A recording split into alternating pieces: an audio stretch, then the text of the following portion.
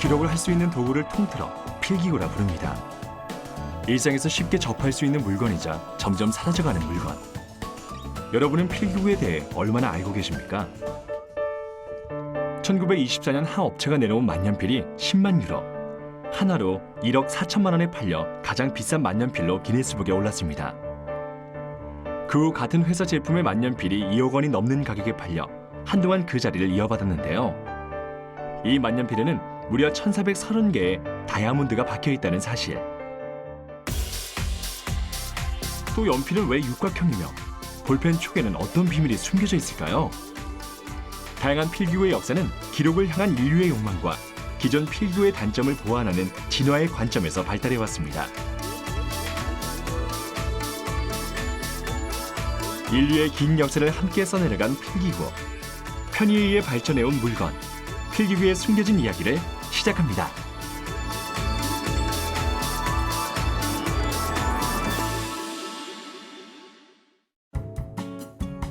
손글씨의 즐거움을 아는 이들은 유독 필기구에 대한 사랑이 깊습니다. 그 종류에 따라 손맛과 장점이 모두 다르다는 필기구. 각각의 필기구엔 그 시대의 역사와 쓴 사람의 추억이 담겨 있는 법이죠. 여기 필기구에 반해 필기구 동호회까지 만든 사람이 있는데요. 네, 안녕하세요. 필기구 동호회 회장이자 만년필 연구소 소장 박종진 씨입니다. 다양한 필기구엔 시대를 초월하는 고유의 매력들이 숨어 있다는 박종진 씨. 그는 왜 필기구에 관심을 갖고 연구하게 된 걸까요? 가장 계기가 되는 거는 너무나 예쁜 거예요. 그리고 그게 그 작은 한 15cm 정도밖에 안 되는데 요 안에 그 메커니즘이 굉장히 그 균형적으로 그다음에 합리적으로 완성돼 있는 거죠. 그게 너무 마음에 들었어요. 그리고 이것이 이제 저는 이제 조금 그 과학적인 거에 관심이 많았는데 굉장한 과학이 있는 거예요. 30여 년 전부터 필기구를 수집해온 박종진 씨. 생김새만 봐도 모르는 필기구가 없을 정도입니다. 이 광고는 파카 50일이라는 만년필의 광고인데 이 파카 50일은 만년필 역사상 가장 그 유명한 만년필이에요. 이게 뭐 손가락에 꼽힐 만큼 유명한 만년필이죠. 이거는 그 만년필에 이제 여기 보면은 World Most Wanted Pen 1946년도의 광고네요. 시대별 과학의 집합체이자 문화의 투영물인 필기구. 그렇다면 인류는 언제부터 기록을 시작했고 최초의 필기구는 과연 어떤 모습이었을까요? 역사에 기록된 필기구로 가장 오래된 것은 스타일러스입니다. 기원전 5000년경부터 메소포타미아 수메르인들이 만들어 사용한 스타일러스는 나무나 금속의 끝을 뾰족하게 만든 도구를 지칭합니다. 자신의 생각을 다른 사람들과 공유하고 싶고 벽을 보면 뭔가를 그리고 싶은 것이 인간의 오래된 욕망인데요. 그래서 처음엔 동굴 벽에 그림을 그렸고 벽을 떼어 사람들에게 보여줄 수 없을까 고민하다 점토판이나 나무판에 스타일러스로 문자를 새기기 시작한 거죠. 그 후 잉크와 종이의 발명은 본격적인 필기구의 역사를 열었습니다. 무겁고 이동이 힘든 점토판에서 벗어나기 위해 인류는 종이의 일종인 파피루스를 발명해 잉크를 묻혀 글을 쓰기 시작했는데요. 초기의 필기구는 얇은 갈대 끝을 날카롭게 만들어 붓처럼 사용했으며 훗날 이것은 대나무로 대체되기도 했습니다. 중수엔 깃털펜이 등장했습니다. 깃털펜은 거위 등의 깃털을 주 재료로 하며 깃털 끝을 잉크에 찍어 사용하는 방식이었는데요. 로마 시대부터 근대까지 역사에서 가장 오랫동안 사용된 필기구로 속이 빈 깃대에 먹물을 찍어 글을 쓰는 기펜은 만년필의 시초이기도 했습니다. 필기구를 펜이라고 부르는 것은 새의 깃털을 뜻하는 라틴어 페나에서 비롯된 말이죠.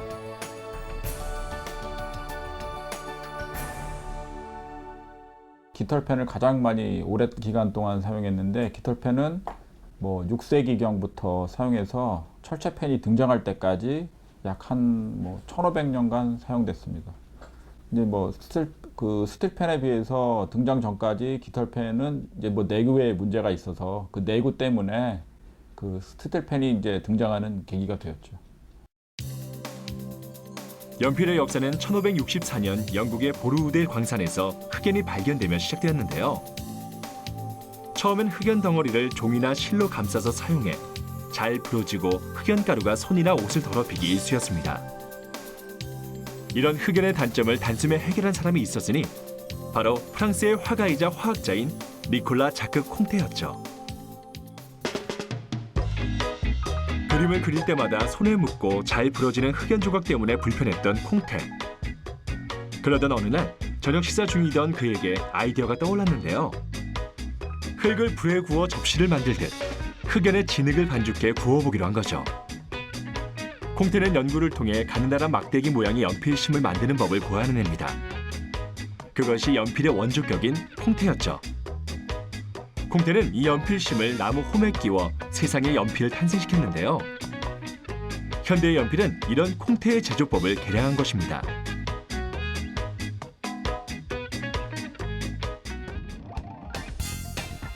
시대에 따라 연필의 모양에도 변화가 찾아왔는데요.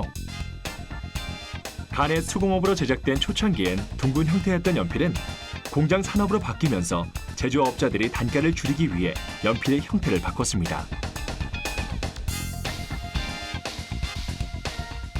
연필이 육각형이 된 이유는 뭐 처음에 만들어질 때는 원형이었다가 목재의 낭비를 줄이기 위해서, 아무래도 육각형이 되면 목재 낭비가 줄어들고, 그 다음에 이 책상에서 구르지 않는 거, 그리고 이 깎기 쉽다는 점에서 이게 발달하다 보니까 연필이 현재의 육각형이 되었습니다. 여기 연필에 숨겨진 또 다른 비밀이 있습니다. 가난한 화가 지망생인 하이만은 지우개를 자꾸 잃어버리자 고심 끝에 지우개를 연필 끝에 붙잡아 맸는데요. 이후 이를 우연히 발견한 친구의 권유로 이 물건의 특허를 받고 상품화하면서 엄청난 부자가 됐습니다. 이것이 바로 우리가 알고 있는 지우개 연필의 시초죠. 쉽게 쓰고 지울 수 있는 연필은 간편하고 편리했지만 인간은 지워지지 않는 필기구에 대한 욕망을 버릴 수 없었습니다. 그리고 좀 더 좋은 필기구를 갖고 싶은 인류의 욕망은 혁신적인 발명품을 세상에 등장시킵니다. 바로 잉크를 저장할 수 있는 금속펜, 만년필이었죠. 1883년 미국의 보험 판매원인 워터맨은 커다란 보험 계약을 성사시키고 계약자에게 잉크를 찍은 펜을 건넸는데요. 그런데 그때 그만 펜에서 잉크가 쏟아져 계약서가 엉망이 되었습니다. 불길한 징조라고 믿은 계약자는 계약을 취소하고 말았죠. 화가 난 워터맨은 잉크가 새지 않는 새로운 펜을 개발했고, 이것이 바로 현대식 만년필의 시초입니다. 워터맨의 만년필이 위대한 건 금속펜을 잉크에 찍어 쓰는 그동안의 만년필에서 벗어나 잉크를 저장해 쓰는 실용적인 만년필의 시대를 열었다는 점입니다. 이것은 무려 100년 동안 많은 발명가들이 해결할 수 없던 문제였죠. 그 해답은 바로 모세관 원리에 있었는데요.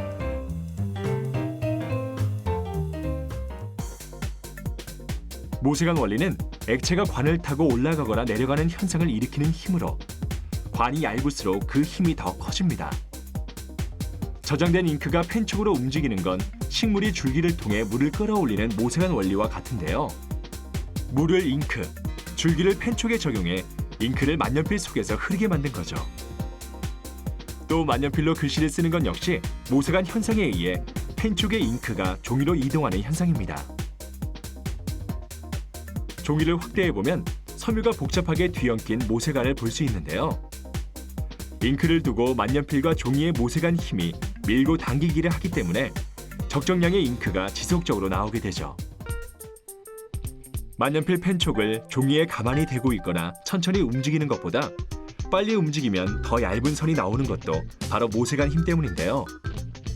잉크가 펜촉에서 종이로 이동하는 데 시간이 걸리므로 빨리 움직이면 나오는 잉크 양이 적어 선이 얇을 수밖에 없습니다. 이 원리는 볼펜엔 적용되지 않는데요. 볼펜은 기본적으로 만년필과 다른 끈적끈적한 점성의 잉크를 사용하기 때문입니다.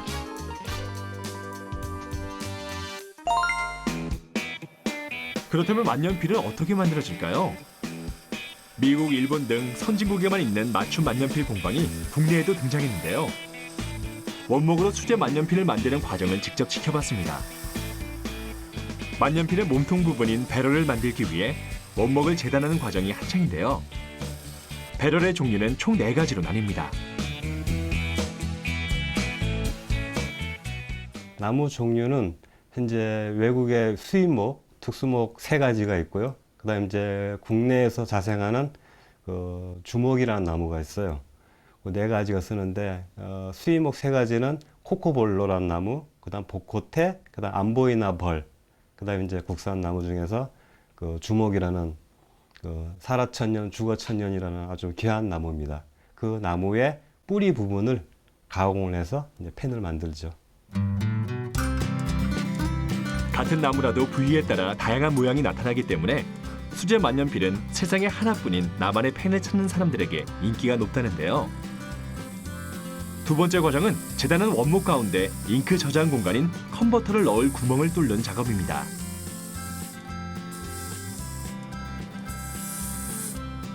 이렇게 구멍을 뚫어 내구성을 확보하기 위해 구멍에 황동 튜브를 넣고 접착해줍니다.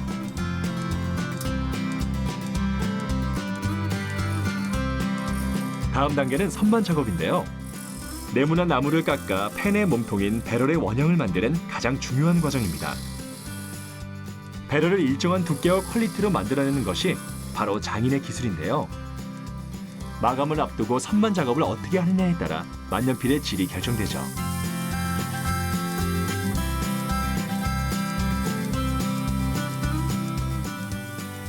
나무는 이제 원목 상태에서는 전혀 발견되지 않았던 것들이 선반 작업, 즉 원형 작업을 통해서 마지막 안에 속에 있는 우리가 흔히 말하는 심재라는 속에 있는 나무가 이제 겉모습을 드러내면서 거기에 생길 수 있는 균열, 어떤 이물질 그런 것들을 이제 걸러내고 최종 펜의 그 품질을 완성시키는 마지막 단계라고 보시면 되겠죠. 선반 작업이 끝나면 나무의 표면을 보호하기 위해 천연 오일을 여러 번 덧발라 원목에 스며들게 하는 마감 과정을 거칩니다.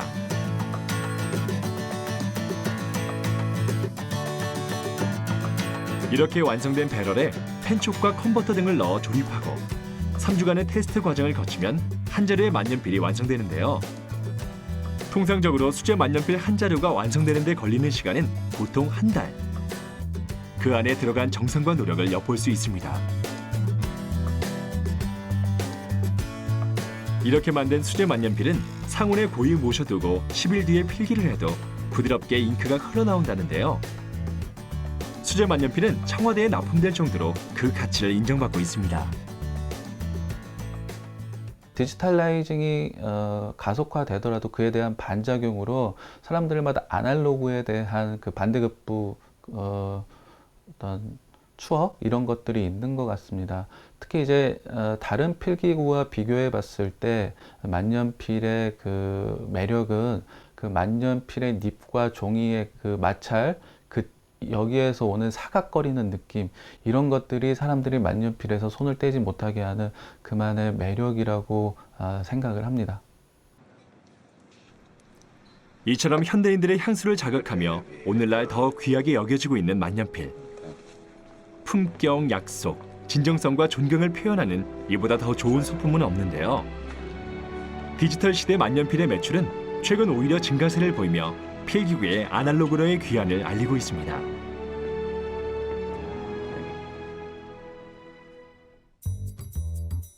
그리고 여기 타자기, 복사기와 함께 문구의 3대 혁명적 발명품으로 꼽히는 필기구가 있습니다. 바로 볼펜인데요. 헝가리에서 신문 기자로 일하던 라데슬라오 비루는 만년필 때문에 취재를 망치기 일쑤였습니다. 그래서 대롱 끝에 작은 볼을 단 새로운 필기구를 생각해냈는데요. 이렇게 펜촉을 볼 베어링으로 대체한 오늘날의 볼펜이 등장했죠. 만년필은 거칠은 표면에서 쓸 수가 없는 단점이 있어요. 그리고 펜촉이 망가지는 그런 또 뭐 내구의 문제. 근데 볼펜을 개발한 사람의 처음 개발한 사람의 생각은 거칠은 표면에서 볼펜을 쓰고자 한 거죠. 그리고 이게 이제 끈적이는 잉크이기 때문에 안전하고 그래서 휴대하기 편하다는 거죠. 굉장한 필기구에서는 혁신적인 뭐 1위라고 할 수 있죠. 이것은. 볼펜의 뜻은 말 그대로 둥근 볼을 이용해 쓴다 하여 볼펜인데요. 볼펜의 끝을 자세히 보면 작은 볼이 들어있어 이 볼이 회전하며 그 사이로 잉크가 흘러나와 종이에 묻는 것입니다. 이는 볼에 묻은 잉크가 종이에 전사되는 일종의 인쇄 원리인 거죠. 볼을 굴려 글씨를 쓰면 날카로운 펜촉으로 쓰는 것보다 훨씬 다양한 표면에 필기를 할 수 있다는 장점이 있습니다.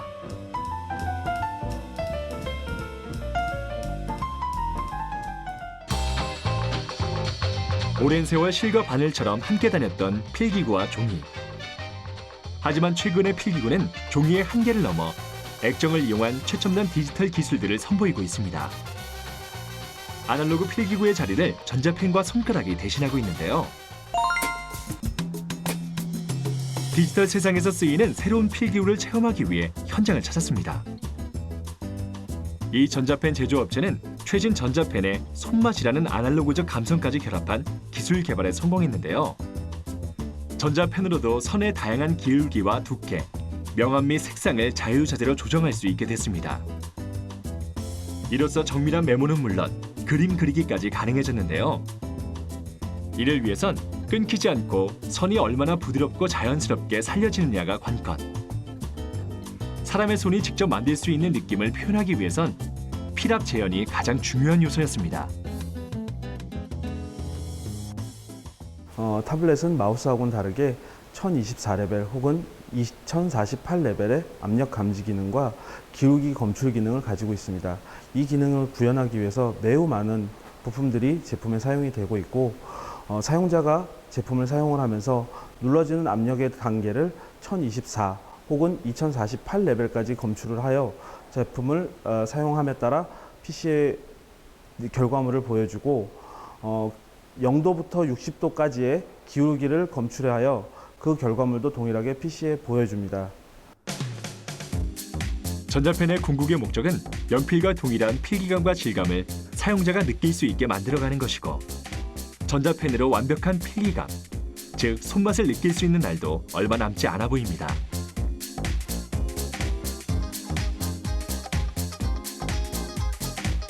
지금 보는 것은 초음파 볼펜인데요. 일반 종이에 글씨를 쓰는 것만으로도 그대로 태블릿 PC에 내용을 저장할 수 있다고 합니다. 바로 종이에 연결한 이 수신기가 볼펜 끝에서 나오는 초음파를 받기 때문인데요. 펜에 있는 센서를 인식을 해서 이 레이어 안에서 범위 내에 작동을 하게 됩니다. 여기서 이제 그림을 그린 걸로 인식이 되면서 이 수신기에 저장이 되고, 이 수신기를 이제 컴퓨터에 이동을 해서 그 레이어에 추가된 거를 보고 수정이나 작업들을 할 수 있습니다. 초음파 볼펜으로 적은 내용을 직접 컴퓨터에 옮겨보겠습니다. 수신기를 컴퓨터에 연결해주면 끝인데요. 초음파 볼펜으로 일반 종이에 적었던 내용이 거짓말처럼 컴퓨터 모니터에 그대로 나타났습니다. 이로써 볼펜의 필기감도 살리고 컴퓨터로 정밀한 후반 작업까지 할 수 있어 아날로그 필기구와 디지털 필기구의 장점만을 살린 거죠. 전자펜의 기술이 발전함에 따라 정교한 그림이나 웹툰 작업의 디지털화가 늘어나는 추세인데요. 믿기 힘들겠지만 이 작품들은 모두 전자펜을 이용해 완성한 그림들입니다. 현재 많은 페이퍼 아트가 디지털 아트로 변환되고 있는 시점입니다. 이는 현재의 기술로도 충분히 사람의 감정과 느낌을 표현할 수 있는 단계이긴 하나, 향후 사람의 오감을 넘어 육감까지도 표현할 수 있는 그런 펜 기술이 발전될 것으로 생각이 됩니다. 인간의 편의를 위해 필기구는 끊임없이 변화를 거쳤고, 좀 더 나은 필기구를 갖기 위한 인류의 욕망은 다양한 종류의 필기구를 발명해냈습니다. 이제 그 광범위한 종류 앞에서 당신은 선택을 해야 하는데요. 더 먼저, 더 나중에 나왔다고 좋다 나쁘다를 판단할 수는 없습니다. 최신의 전자펜을 선호하는 사람이 있는 반면 아날로그 필기구로 돌아가는 사람들도 있죠. 그렇다면 이제 당신은 어떤 필기구를 선택하겠습니까?